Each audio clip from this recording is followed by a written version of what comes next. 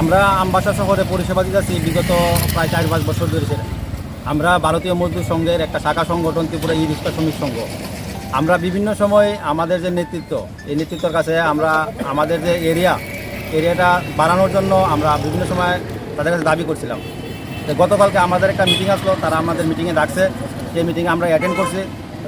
সেই মিটিংয়ে আমাদের যে আগের যে এরিয়া ছিল, সেই এরিয়ার সময় আমাদের টমটমের সংখ্যা ছিল 30 থেকে 35টা, আজকে 70 থেকে 75টা, 170 থেকে 75টা।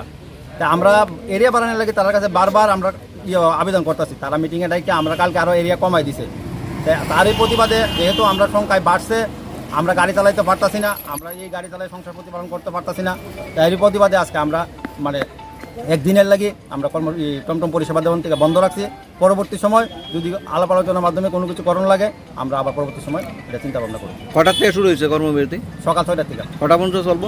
এটা অনির্দিষ্টকালের লেগে চলবো। পরবর্তী সময় আমাদের আজকে প্রায় 4টার সময় আমরা যে সব শ্রমিক ভাইদের নিয়ে বমু, টমটম চালক ভাইদের নিয়ে বমু, বয়সের যে সিদ্ধান্ত গ্রহণ করা হইব, এই সিদ্ধান্ত অনুসারে আবার বিকাল 4টার পর থেকে আবার আপনারা এখন কি চাইতেছেন?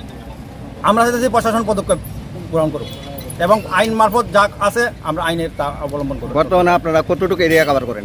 বর্তমানে আমরা আমবাসা শহর থেকে 1 থেকে 1.5 কিলোমিটার, তারপরে গেলেই আমরা চলতে পারতেছি না।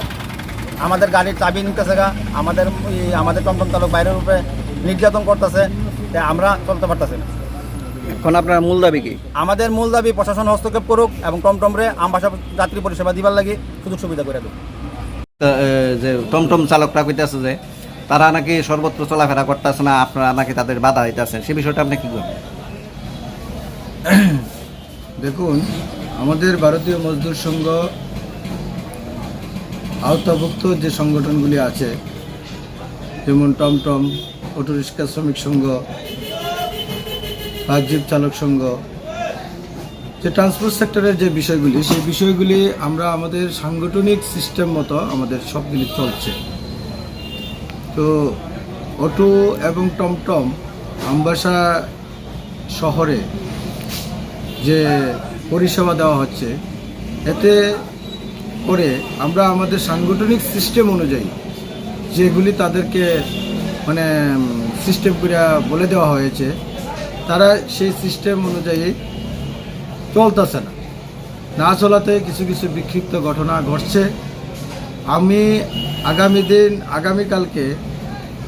গতকালকে আমরা একটা বৈঠক করেছিলাম ওনাদেরকে নিয়ে, যে আমরা ভারতীয় মজদুর সংঘের যে সাংগঠনিক সিস্টেম, সেই সাংগঠনিক সিস্টেমে আপনাদের সবাই চলতে হবে। কিন্তু তারা সেই দিকে না চলে আজকে দেখা যাচ্ছে যে তারা হঠাৎ করে কর্মবিরতি পালন করতে যাচ্ছে। কিন্তু আমাদের সংগঠন ওদেরকে বলে দেয়নি যে কর্মবিরতি পালন করার জন্য। জানি না ওনারা কি পদ্ধতিতে করছে, কিন্তু সেটা আমাদের বিএমএসের গাইডলাইন অনুযায়ী সেগুলি করতে পারে না। তো তাদেরকে আমরা রুলস এবং রেগুলেশনের মাধ্যমে আমরা তাদেরকে প্রস্তাবও দিয়েছিলাম যে বর্তমানে যে আমবাসা মহকুমা ভিত্তিক যতগুলি অটো স্ট্যান্ড আছে, সেই স্ট্যান্ডে আওতাভুক্ত হয়ে তারাও যদি আমাদের মতো করে অটোর মতো করে যদি তারা যাত্রী পরিষেবা দেয়, তাহলে আমাদের কোনো আপত্তি থাকবে না, তাদের কোনো আপত্তি থাকবে না। এই করে আমরা আমাদের যে শহরের যে পরিবেশ বিঘ্নিত করছে, এটা কাম্য নয়, আমরা এগুলি চাই না। আমরা ভারতীয় মজদুর সংঘ এই সংস্কৃতিতে বিশ্বাসী না। কিন্তু যেগুলি ওনারা করছে, এটা আমরা আশা করতে পারি না, এগুলি করাটা ঠিক না।